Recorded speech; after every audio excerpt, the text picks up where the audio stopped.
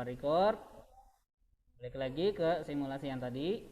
Nah, kenapa pegasnya bertambah panjang? Karena terjadi gaya tarik yang diakibatkan oleh massa yang 250 gram ini. Kira-kira massa 250 gram itu bisa menimbulkan gaya dari mana?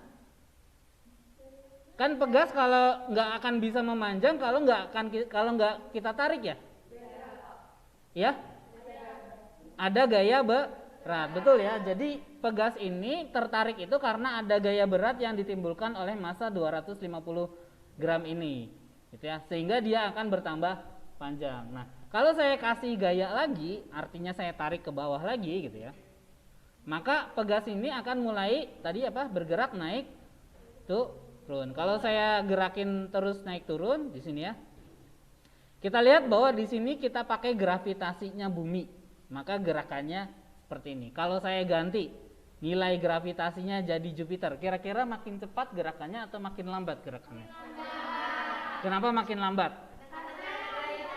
Karena ada gaya gravitasi. Emang gaya gravitasi akan memperlambat gerakannya? Gravitasi bumi sama gravitasi Jupiter gedean mana? Gravitasi bumi sama gravitasinya Jupiter. Kenapa lebih gede Jupiter atau kenapa lebih rendah Jupiter? Oke, masanya bumi lebih gede mana sama masanya Jupiter? Ukurannya bumi lebih gede mana sama Jupiter? Jadi gravitasinya gedean mana? Kalau gravitasinya gedean Jupiter, berarti gerakan si pegasnya ini makin cepat atau makin lambat? Tadi ada yang bilang lambat, acungkan tangan. Cuman satu orang? Dua orang? Dua orang? Tiga orang? Empat? Oke. Yang bilang cepat? Makin cepat. 1, 2, 3, 4, 5. Oke. Sama ya 5. Kita ganti ya, coba ya. Kita ganti ya. 1, 2. Makin cepat atau makin lambat? Jadi oke, sekarang balik lagi ke bumi tadi ya. Oh, tunggu. Bapak stop lagi. Bapak stop, biar gak bingung. Ini tadi bumi ya. Tadi Jupiter stop ya. Bapak stop ya. Bapak stop, ganti dulu Jupiter nih ya. Makin cepat atau makin lambat?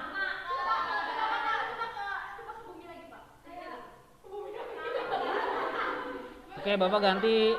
Kayaknya Bapak ganti masanya jadi 50 gram aja ya supaya dia pegasnya itu nggak terlalu nunjem ke bawah gitu. Oke. Bapak ganti jadi 50 gram tapi gravitasinya pakai planet Jupiter. Jadi makin cepat dibandingkan sama di bumi.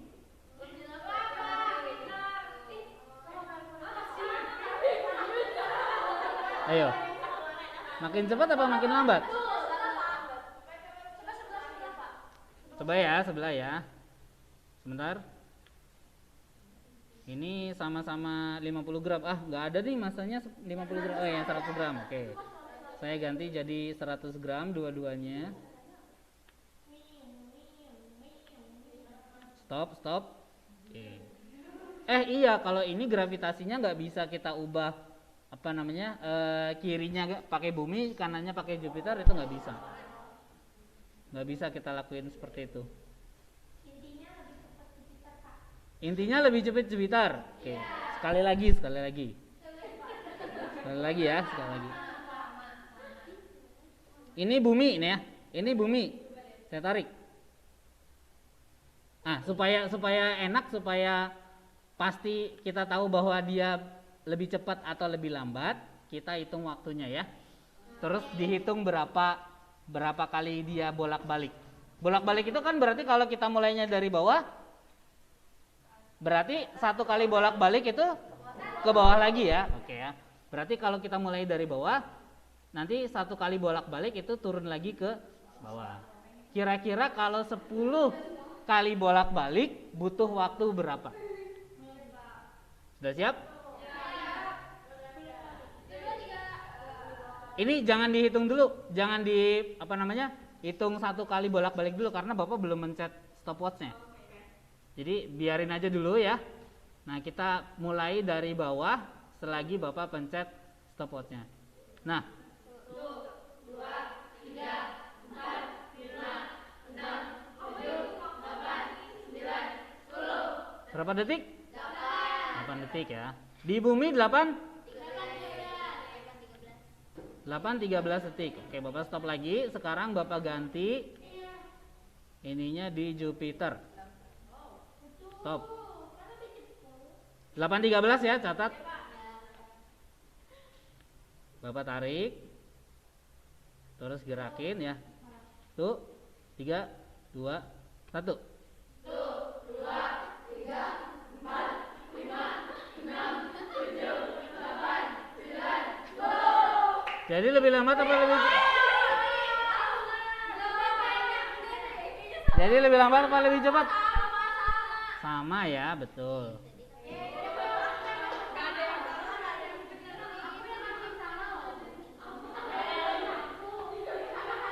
Jadi yang gravitasi itu tidak mempengaruhi gerakan atau si getaran dari pegasnya. Nah,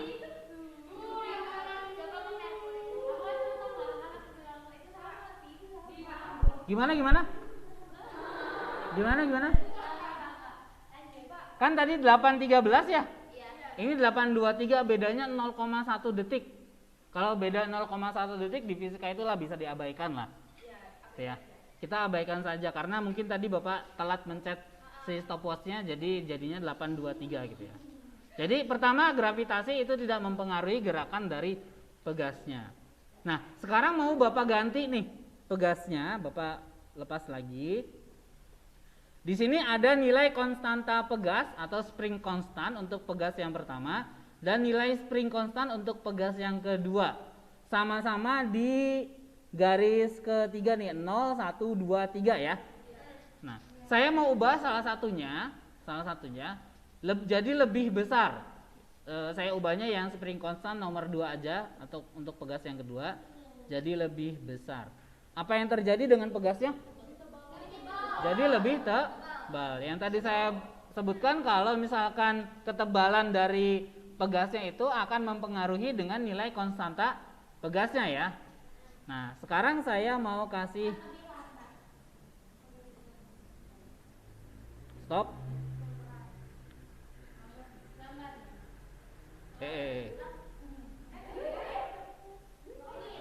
Nah, kita lihat dulu sebelum saya gerakin.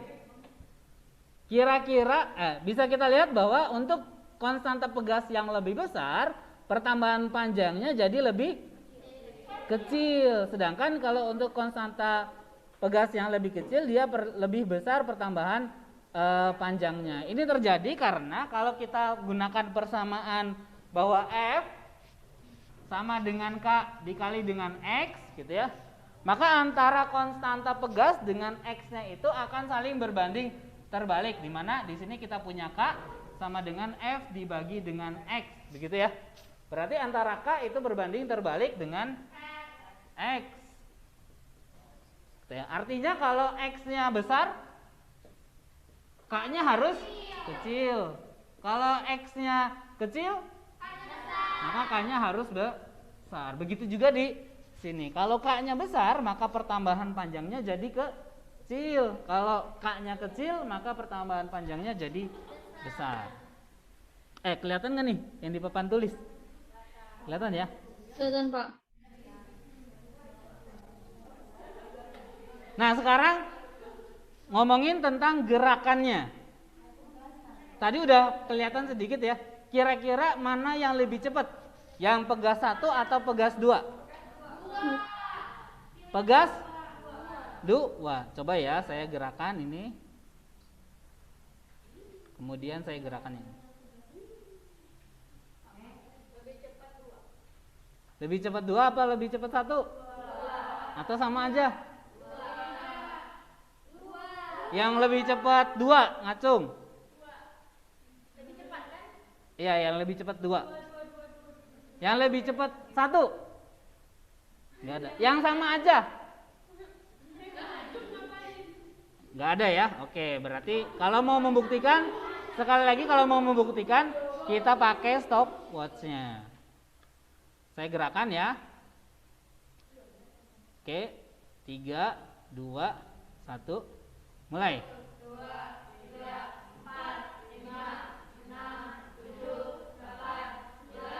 Tunggu.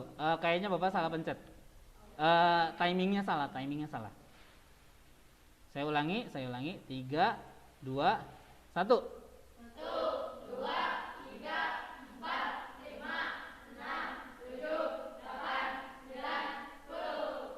Jadi berapa? 8, 12. Sekarang untuk yang pegas kedua. Bentar saya stop dulu.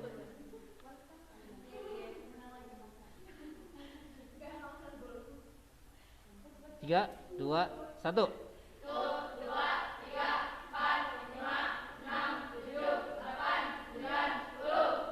Berapa? Berarti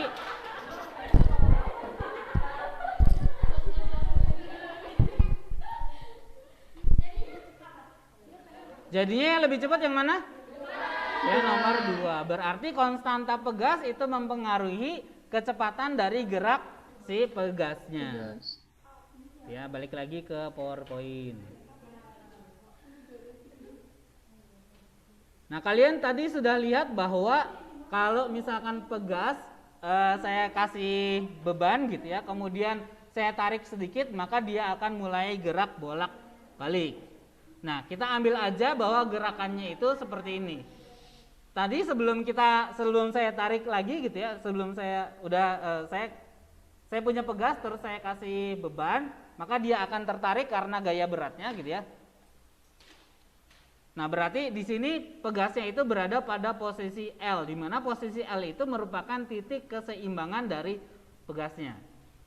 Kemudian saya tarik lagi ke bawah sampai ke posisi M, di mana di sini saya kasih gaya sampai di posisi M, berarti di mana posisi M itu merupakan simpangan gerak dari pegasnya.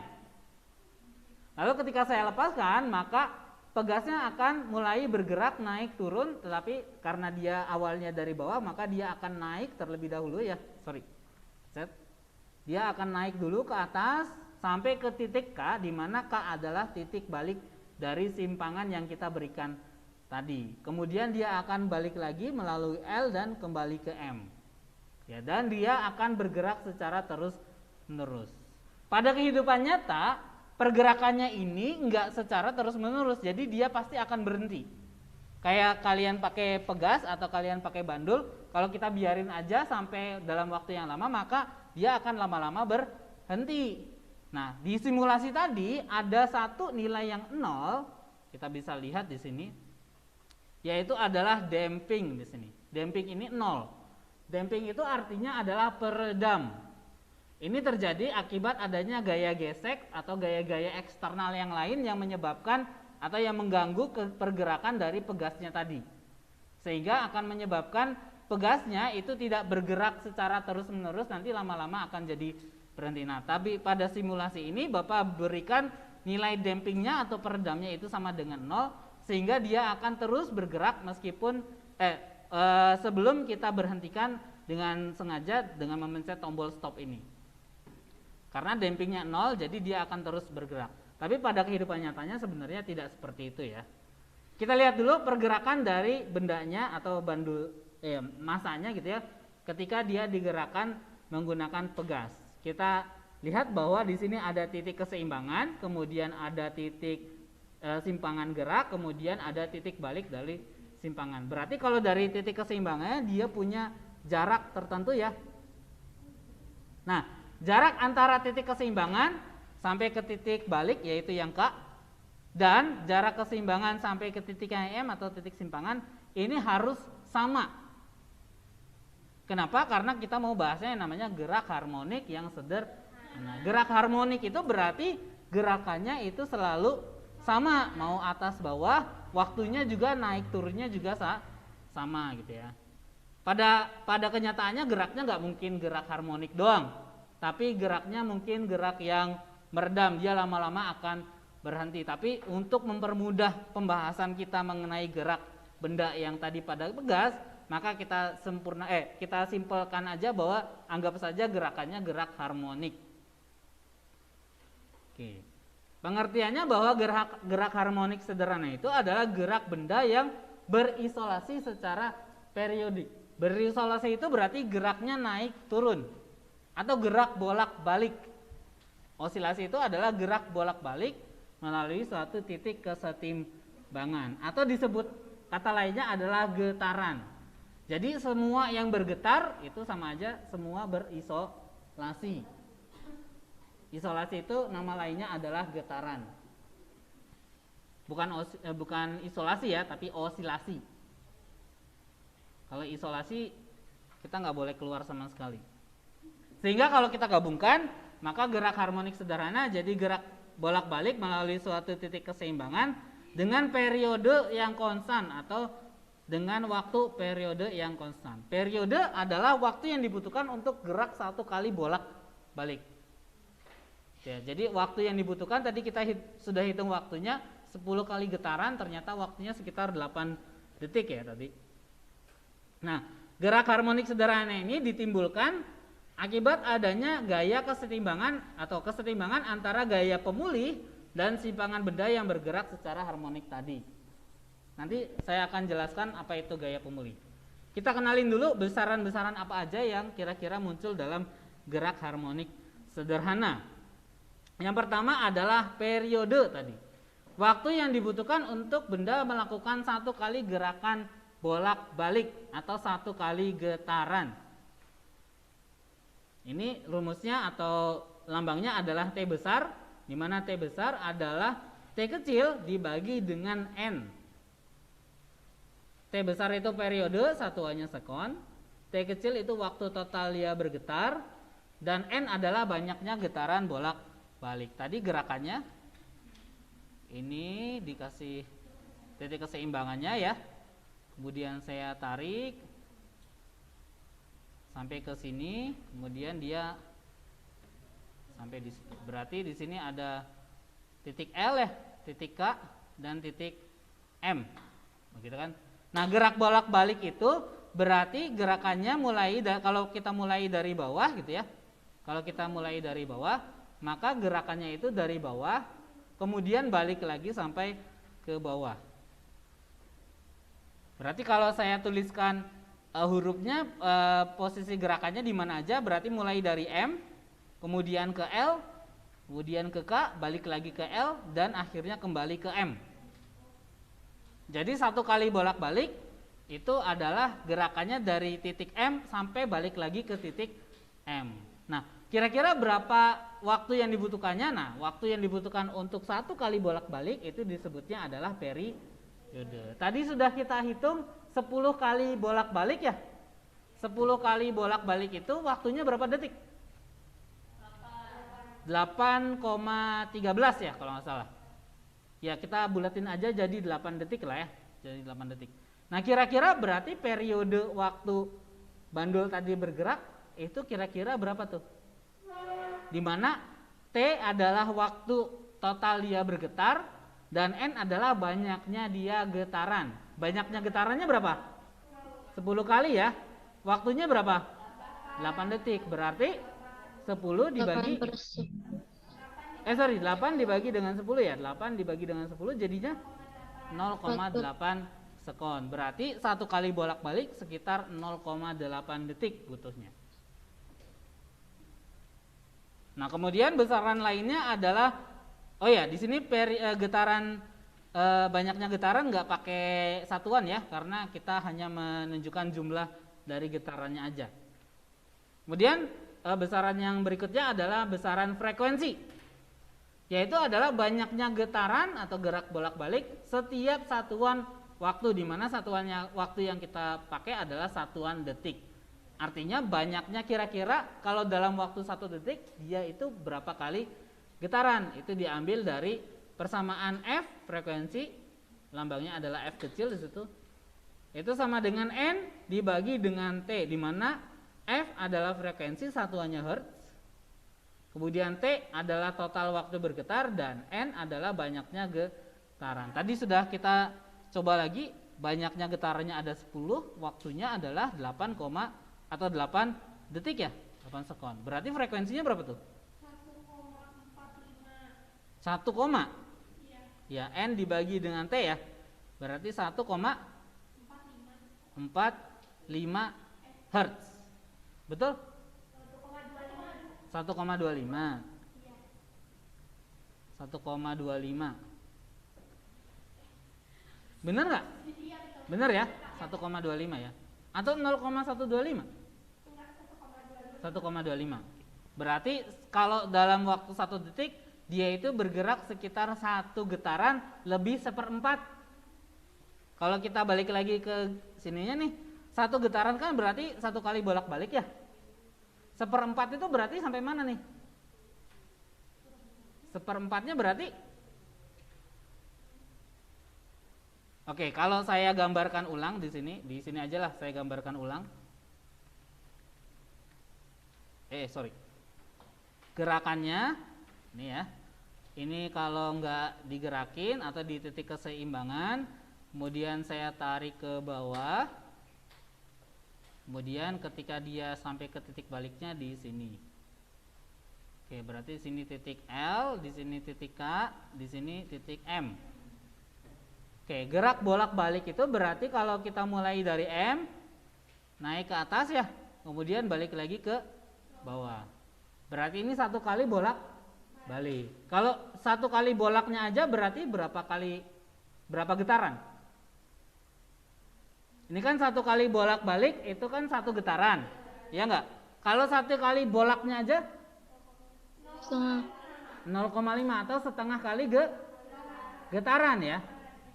Kalau dari bawah M sampai ke L-nya aja berarti 1/4. Berarti kalau 1,25 atau 1/4 gitu ya. Berarti dia udah gerak 1 kali kemudian sampai ke L ya. Berarti dia sekarang posisinya ada di L. Kalau misalkan dia waktunya 1 detik. Nah, dalam kurun waktu 1 detik dia sudah melakukan sejauh ini getarannya. 1 kali bolak-balik ditambah dengan 1/4 kali getaran. Nah, kalau kita lihat persamaan antara periode sama frekuensi itu cuma ngebalik-ngebalik antara jumlah getaran dengan waktunya ya. Nah, oleh karena itu ada hubungan antara frekuensi dengan periode. Periode rumusnya ini, frekuensi rumusnya ini. Jadi kalau antara periode sama frekuensi jadi iya, frekuensi sama dengan 1 per periode. Sampai di sini ada pertanyaan?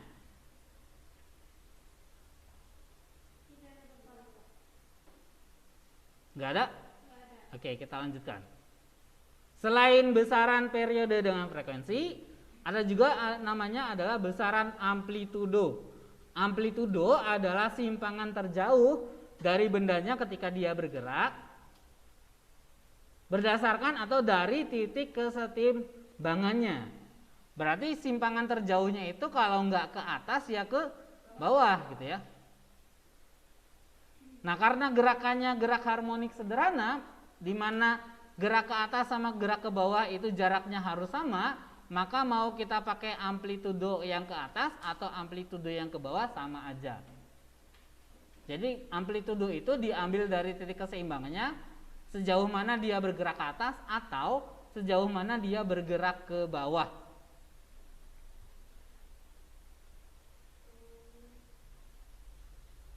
Jadi sejauh mana dia bisa bergerak naik turun kalau berdasarkan titik kesetimbangannya.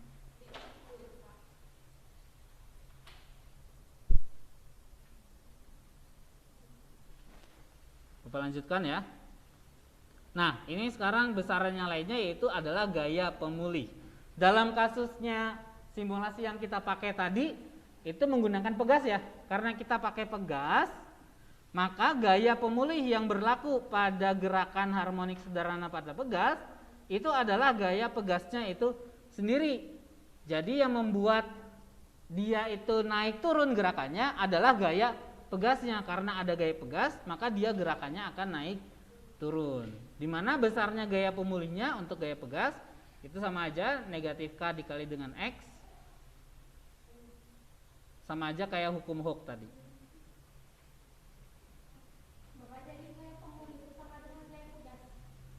Untuk yang kasusnya pegas ini, gerakan harmonik sederhana pada pegas, maka gaya pemulihnya adalah gaya pegasnya. Nanti ada gerak harmonik sederhana yang contohnya lain, bukan pakai pegas. Nanti gaya pemulihnya lain.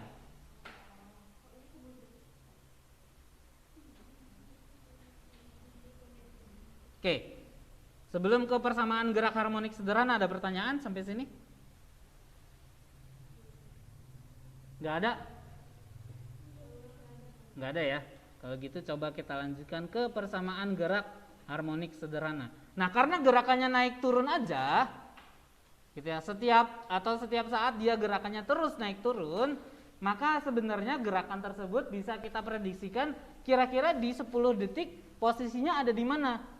Kira-kira di 9 detik posisi si bandulnya itu ada di mana? Apakah dia ada di posisi L kesetimbangannya, ada di posisi paling atas di K, atau di posisi paling bawah di M, atau jangan-jangan ada di antara gerakan atau posisi-posisi yang tadi saya gambarkan lagi ya. Posisi KLM-nya ini kalau misalkan dikasih ini pakai ini posisi L, kemudian ini posisi M. Ini kurang enak, saya ganti, saya pindahin aja ke bawah. Saya pindahkan ke bawah sini. Oke. Ini posisi kesetimbangannya L. Kemudian posisi paling bawah M, dan posisi paling atas yaitu K. Nah, karena gerakannya cuma naik turun doang, maka pada suatu saat kita bisa prediksi kira-kira setelah ini gerakannya atau dia itu pada saat beberapa detik posisinya ada di mana, yaitu bergantung sama posisi yang ada di antara K sampai ke M ini nih. Jangan-jangan pada saat 10 detik misalkan ya, saya mau cari kalau di waktu 10 detik kira-kira posisinya ada di mana. Jangan-jangan posisinya ada di titik keseimbangannya, atau jangan-jangan ada di posisi paling atas, atau di paling bawah, atau jangan-jangan di antara L sama M, atau di antara K sama L ini. Maka semuanya bisa kita prediksi dengan menggunakan persamaan gerak harmonik, di mana persamaannya itu berdasarkan posisinya. Di sini saya pakai X ya, harusnya pakai Y. Kenapa? Karena gerakannya itu naik turun atau gerakannya berada pada sumbu vertikal atau sumbu Y. Jadi saya harusnya di sini menuliskannya pada sumbu Y. Nah, di buku lain itu pakainya X, atau di sini saya tulisannya pakai X. Ini juga boleh pakai Y, boleh pakai X, bergantung sama gerakannya. Kalau karena kita kasusnya ambilnya dia gerakannya naik turun, maka saya ganti jadi Y. Tapi kalau dia gerakan bolak-baliknya itu ke kiri ke kanan, maka boleh pakai X di sini. Rumusnya sama. Rumusnya adalah Y atau X-nya itu sama dengan A. A itu adalah amplitudenya dikali sin dari omega T ditambah dengan theta 0. Di mana X adalah atau Y-nya adalah simpangan harmoniknya. Kemudian A adalah amplitudenya. Omega adalah frekuensi sudut atau kecepatan sudut. Dan T adalah waktu getaran. Oh ya, satu lagi ada theta 0 adalah sudut fase awal getaran. Pernah lihat persamaan seperti ini? Belum? Kemarin Bapak tanya ke Pak Tri, kalau nggak salah kelas 10 itu udah diajarin tentang fungsi sinusoidal. Bukan sudut istimewanya. Fungsi sinusoidal, fungsi gerak bolak-balik. Belum ya? Berarti kelas 11, Bapak salah dengar, kayaknya kelas 11 baru mau akan belajar tentang fungsi sinusoidal. Karena ini matematis banget nih untuk persamaan gerak harmonik sederhana. Kalau kalian nggak paham atau belum memahami atau belum kenal sama yang namanya fungsi sinusoidal, maka kelihatannya asing nih, Y sama dengan A sin omega T plus theta 0 ini. Tapi kalau misalkan mau paham, maka bisa dibantu dengan mempelajari yang namanya fungsi sinusoidal. Coba aja buka buku matematikanya gitu ya, cari di daftar isinya ada nggak fungsi sinusoidal atau fungsi gerak bolak-balik.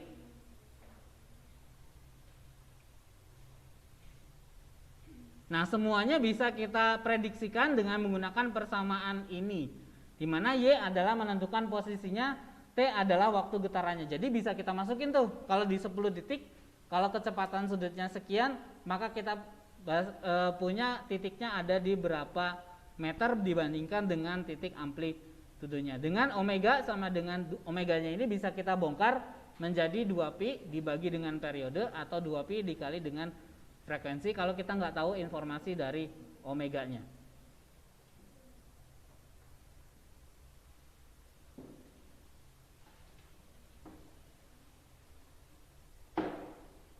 Oke.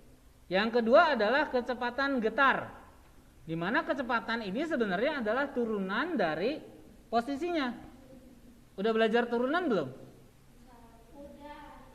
Udah. Turunan integral. Diferensiasi. Belum ya? Nanti kapan? Iya, kelas 11 semester? Kayaknya semester 2 ya. Nanti kita ini. Tapi ya udah karena belum dipelajari, dapat dari mana turunannya? Pakai aja dulu bahwa turunan dari persamaan posisi tadi, yaitu A sin omega T plus theta 0, itu hasil turunannya adalah A dikali dengan omega cos omega T plus theta 0. Tadinya pakai sin, sekarang pakai cos. Tadinya nggak ada omeganya di samping A, sekarang ada omeganya. Jadi tinggal nambahin omega sama ngeganti sin jadi cos. Sisanya sama omega T plus theta 0. Nah, di mana V adalah kecepatan gerak harmoniknya dalam satuan meter per sekon. Cuma nambahin ini doang, yang lainnya sama. Tuh. Y-nya simpangan, terus A-nya amplitudo, omeganya frekuensi sudut, T-nya waktu, kemudian theta 0-nya sudut fase. Nah, selain ada kecepatan getaran, oh ini bentuk lainnya kalau misalkan kita pakai bahwa si getarannya ini menggunakan rumus dari Y-nya. Maka kita dapatkan bahwa persamaan V-nya sama dengan omega dikali dengan akar amplitudo kuadrat dikurangi dengan posisi kuadrat.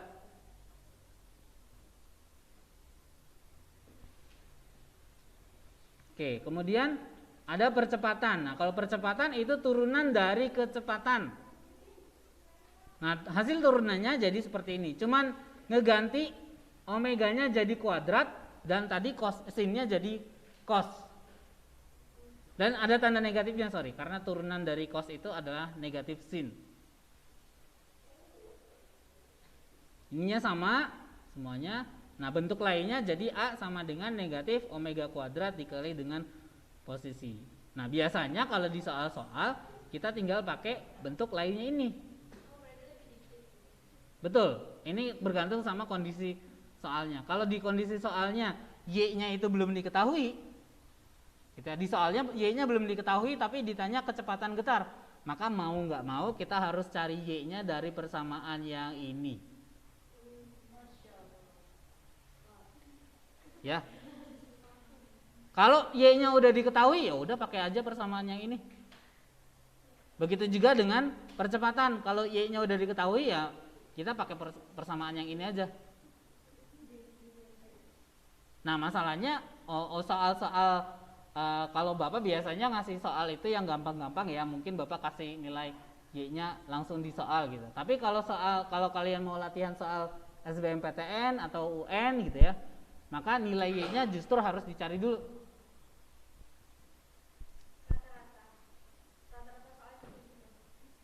Standar soalnya paling gampang tuh seperti itu. Paling gampang. Enggak mungkin. Enggak mungkin. Paling gampang itu kita cari Y-nya. Karena yang paling sulit itu untuk soal-soal SBMPTN yang tipenya itu kayak apakah nomor 1 benar, nomor 2 benar, nomor 3 benar gitu ya. Nah, itu yang paling repot.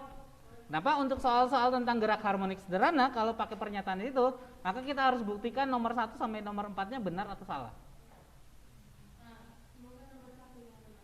Nah, itu yang paling repot. Kalau disuruh jawab bahwa A-nya sama dengan berapa kecepatannya, B-nya berapa kecepatannya, C-nya berapa, itu mah gampang. Kita tinggal hitung aja secara matematis. Tapi kalau kita maksudnya lebih cepat ya ngerjainnya dibandingkan dengan soal yang bentuknya pernyataan seperti itu. Nah, karena bandulnya tadi bergerak, maka dia pasti punya energi gerak. Dimana energi geraknya dihasilkan karena adanya pegas yang bergerak tadi. Energi gerak atau energi mekanik itu kan ada dua komponen. Yang pertama ada energi potensial, nanti yang kedua ada energi kinetik ya. Tapi kita kenali dulu energi potensialnya seperti apa. Dimana energi potensialnya diambil dari energi potensial pegas, yaitu EP pegas ya, sama dengan setengah dari Kx kuadrat. Nah, K-nya ini saya bongkar jadi M dikali dengan K-nya itu jadi F dibagi dengan X. Dari Fp sama dengan K dikali dengan X tuh. K-nya berarti jadi F dibagi dengan X. Nanti dimasukin ke sini, masukin bla bla bla gitu ya. Akhirnya jadi persamaannya seperti ini, energi potensialnya. Setengah M dikali omega kuadrat dikali A kuadrat dikali sin kuadrat dikali dengan omega T plus plus theta 0. EP adalah energi potensial, sedangkan M adalah massa bandul atau benda yang kita gantungkan tadi. Yang lainnya masih sama definisinya. Kemudian selain kita punya energi potensial, pasti juga kita punya yang namanya energi kinetik. Nah, kalau energi kinetik pakainya di energi kinetik itu sama dengan setengah M V kuadrat. Dimana tadi V-nya itu sama dengan kalau rumus cepatnya itu omega dikali dengan A kuadrat dikurangi Y kuadrat ya. Maka kalau saya masukkan ke V-nya ini ke dalam sini, berarti setengah M kemudian omega A kuadrat dikurangi Y kuadrat dikuadratin tuh. Maka setengah M jadi omeganya dikuadratin ya, omega kuadrat. Nah, sekarang dalam kurung ini akarnya jadi hilang, berarti dikali dengan A kuadrat dikurangi dengan Y kuadrat. Gitu, maka dapatnya ini. EK-nya masih sama, energi kinetik, satuannya joule, M-nya massa benda, dan Y-nya adalah, dan persamaan, yang lainnya itu masih sama ininya.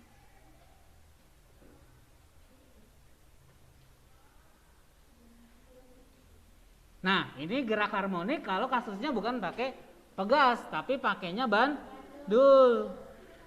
Saya punya bandul bola gitu ya, yang mempunyai massa, saya gantungkan pada langit-langit misalkan, kemudian saya kasih simpangan. Nah, simpangannya itu sepanjang ini nih, simpangannya. Simpangannya itu ditunjukkan oleh kemiringan dari sudut tetanya nih. Titik keseimbangannya adalah di tengah-tengah sini, titik keseimbangan. Kemudian di sini titik simpangan terjauhnya, mungkin dia titik baliknya di sini. Ini kelas berapa nih? Atau bukan SMA? Oh, kelas 12. Oh, pakaiannya beda ya? Warnanya. Karena kita apa? Oke lah. Bedanya adalah kalau digerak harmonik pada pegas tadi simpangannya itu ditandai dengan huruf Y atau huruf X ya. Tapi kalau pada bandul maka simpangannya itu ditandai oleh sudut theta di sini. Nah, pada bandul yang berlaku sebagai gaya pemulih adalah gaya berat dari bendanya. Di sini makanya ada gaya Mg tuh. Gaya Mg yang pemulih itu adalah Mg yang sin theta ini. Yang menyebabkan si bandulnya akan berusaha kembali ke titik keseimbangannya, tapi pada saat di titik ini dia kelebihan energi, maka masih bisa bergerak sampai ke sebelah kiri gitu. Kemudian dia balik lagi, terus akhirnya bolak-balik. Nah, pada bandul yang mempengaruhi dari frekuensinya atau dia cepatnya gerakan bolak-baliknya, itu yang pertama adalah panjang dari talinya tadi. Panjang dari talinya nih. Talinya sepanjang apa? Makin panjang, maka akan makin lama gerakannya. Makin pendek, maka dia akan semakin cepat gerakannya. Dan yang kedua adalah gravitasi nih, baru di sini gravitasi mempengaruhi gerakan bandul yang bolak-baliknya tadi. Kalau pakai pegas kan tadi gravitasi nggak berpengaruh ya. Tapi kalau pakai bandul justru gravitasi yang berpengaruh. Sehingga periodenya diambil dari sini. Sampai di sini ada pertanyaan?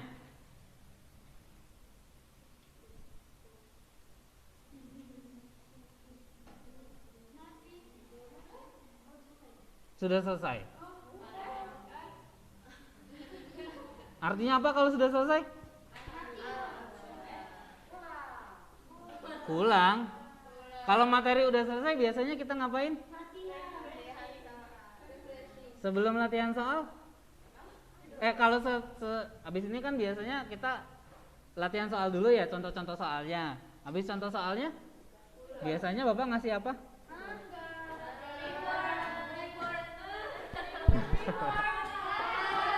Rona sama Zahra tadi udah geleng-geleng sama kayak kalian. Jadi siap-siap aja untuk tugasnya. Karena di pertemuan berikutnya Bapak masih mau ngebahas latihan soal dulu yang ini ya. Sama kita coba sedikit bahas soal yang PTS kemarin. Bapak gimana kalau tugasnya Dikumpulin kemana? Dikumpulinnya langsung aja ke Bapak. Oh iya, nggak usah upload lagi ya nanti ya. Karena beberapa sudah online, kecuali yang masih di rumah boleh langsung diupload. Tapi kalau yang offline mah nanti bisa langsung dikumpulkan ke Bapak begitu ya.